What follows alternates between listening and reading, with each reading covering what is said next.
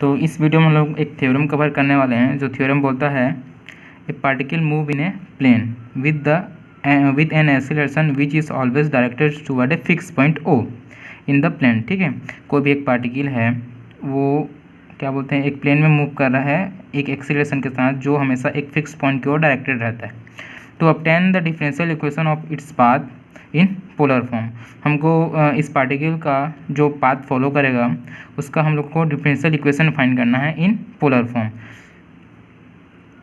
Basically ये theorem direct ये question पूछता है कि कोई भी अगर सेंट्रल ऑर्बिट है तो उसका आप डिफरेंशियल इक्वेशन फाइंड करो इन पोलर फॉर्म। आपको एग्जाम में ऐसे भी पूछ सकता है कि अगर कोई एक इवन सेंट्रल ऑर्बिटर फाइंड इस डिफरेंशियल इक्वेशन, इस टाइप के क्वेश्चन भी पूछ सकता है, लेकिन मेनली एग्जाम में ये पूरा थ्योरम दिया रहता है और इसको आपको प्रूव करने के लिए बोलता है।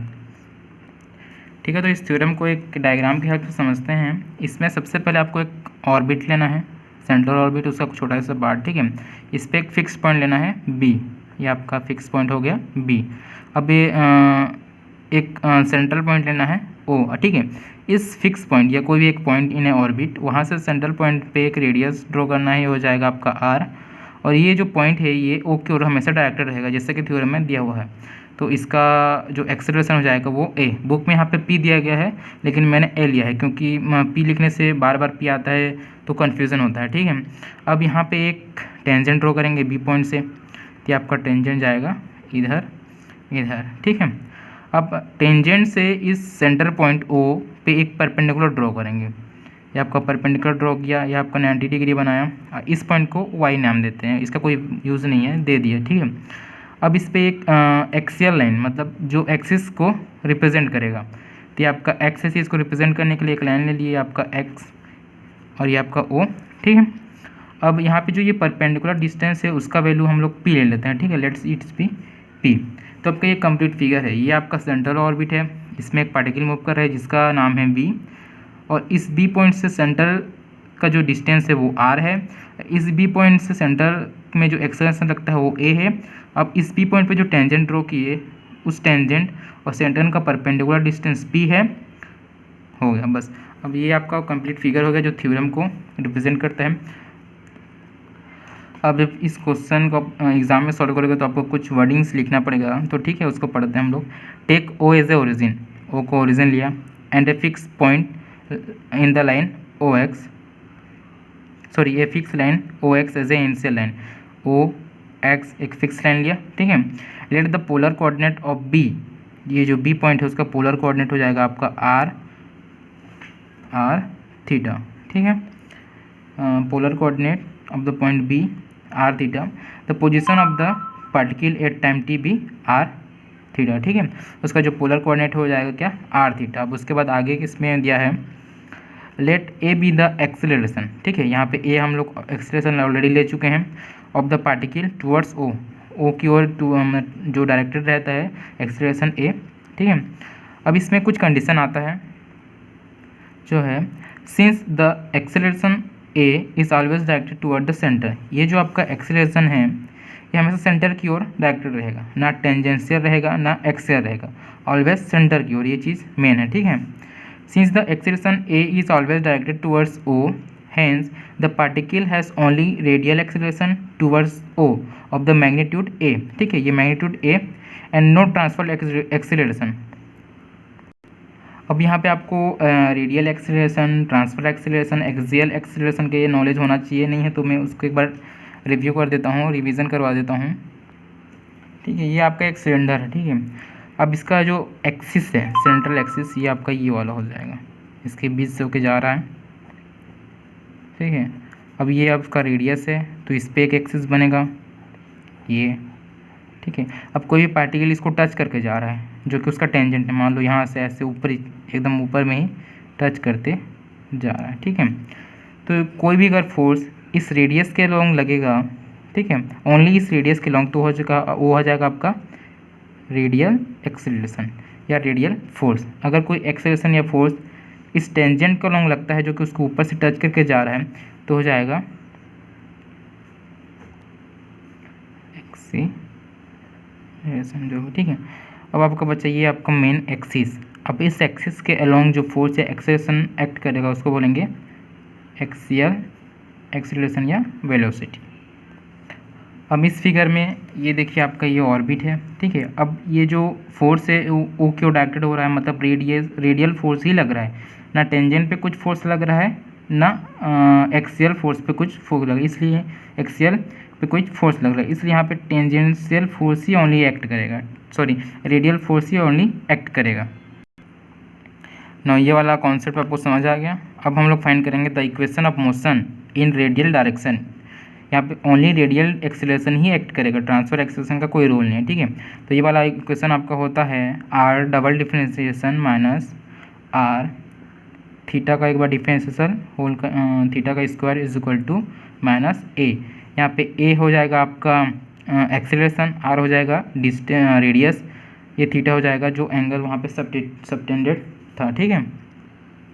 यहाँ पे ये आर होगा थीटा, यहाँ पे जो एंगल बनाएंगे वो वाला थीटा, ये ए, यहाँ पे ये वाला एक्सीलरेशन, ठीक है।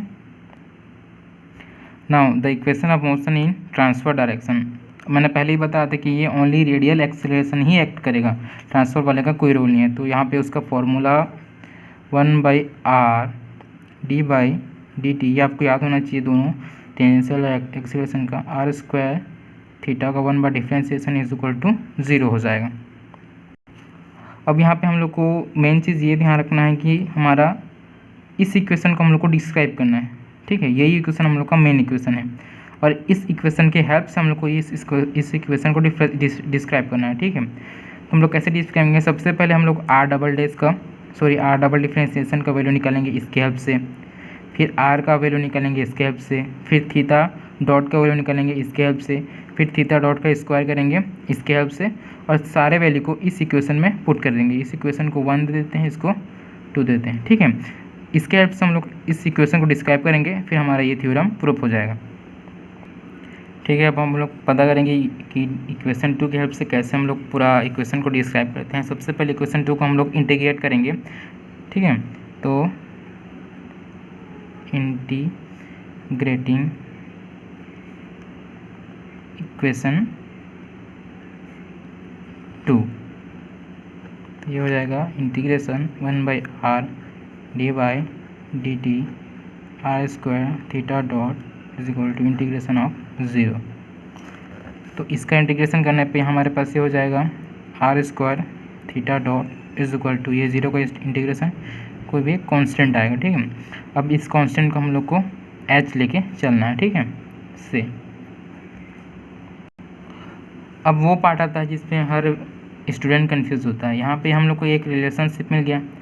अब इस रिलेशनशिप में ये हम लोग, ठीक है, ये r square theta dot is equal to h, तो only theta dot is equal to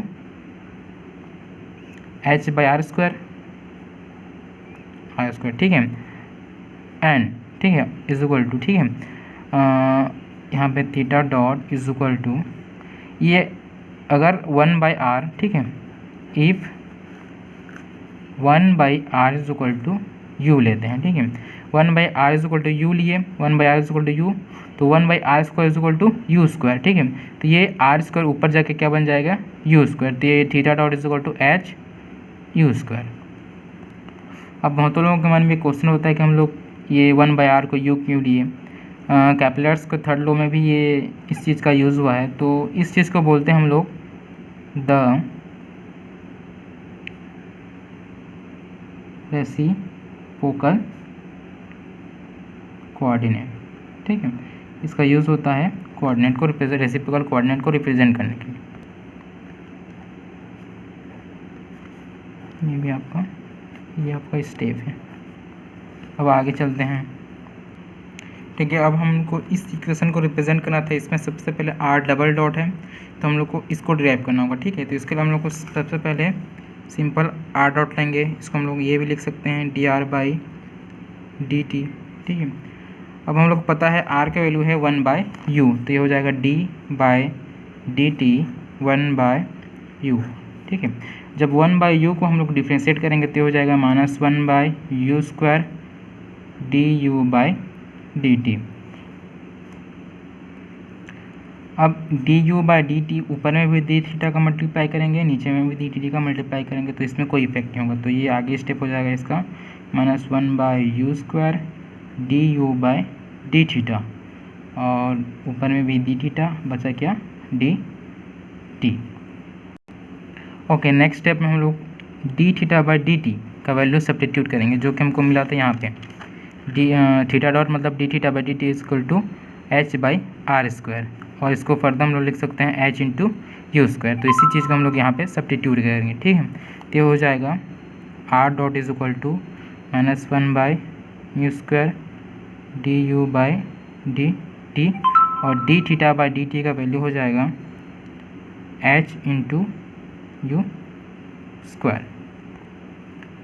अब यहाँ से u² कट जाएगा, बचेगा क्या -h du/d थीटा। यहाँ पे हम लोग आप लिख देना क्या बोलते हैं d थीटा/dt = h u² आपका। अब हमको तो फाइंड करना था r डबल डॉट, हमें फाइंड हो गया r डॉट। अब इसको एक बार और डिफरेंशिएट करेंगे तो ये हो जाएगा r double dot = d of dt। अब r डॉट का वैल्यू -h du/d थीटा, इसका वैल्यू हो जाएगा।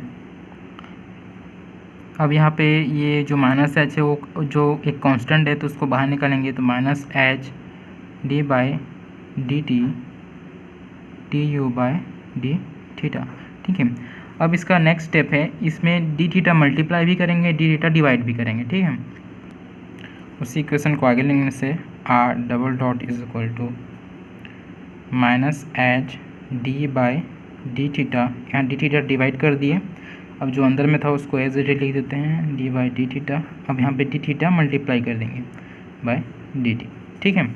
अब यहाँ पे d थीटा/dt का वैल्यू सब्स्टिट्यूट करेंगे। हम पहले भी पता था हम लोग को d थीटा/du का वैल्यू क्या होता है, -h d/d theta du/d theta h × u²। यहाँ पे लिख देना d थीटा/dt = h × u², ठीक है। अब देखिए ये जो इस चीज़ का जो डिफ्रेंशिएशन हो रहा है, इसका रिजल्ट आएगा r डबल डॉट -h, ये h और ये h² u का u², ठीक है। इसको एक बार और डिफ्रेंशिएशन करने से हो जाएगा d² u/d theta square. Now हमको एक वैल्यू मिल गई, ठीक है। अब जो हमारा इक्वेशन 1 था, इन इक्वेशन 1 यहाँ पे लिख दे रहा हूँ उसको, ठीक है। r double dot -r theta dot का square = -a। r double dot का वैल्यू क्या है, -h² μ² d² u/d theta square, minus r का वैल्यू क्या है 1/u, ठीक है। और बचा क्या थीटा डॉट, तो थीटा डॉट स्क्वायर तो थीटा डॉट का वैल्यू क्या है h u², इसका स्क्वायर = -a। ये आगे चल के हो जाएगा -h² u² d² u/d theta square -1/u, यहाँ पे इंटू h² इसका, और ये u⁴ = -a। अब यहाँ से a क्यों कटेगा, ये हो जाएगा आपका 3। अब इसको कैसे लिख सकते हैं, -h² u² d² u/d theta square -h² u³ = -a, ठीक है। अब इसमें इक्वेशन के इस साइड भी, इक्वेशन के उस साइड भी हम लोग को डिवाइड करना है h² u², ठीक है।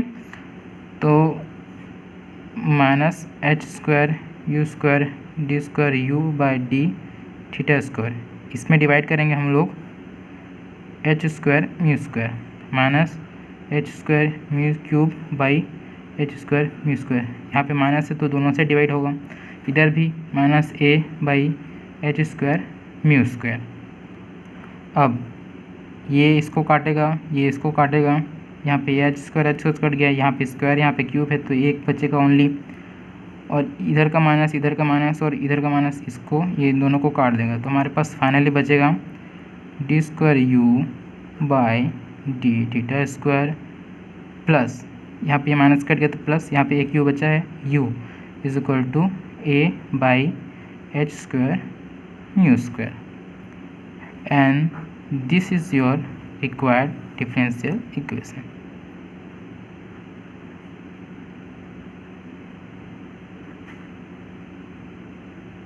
ठीक है।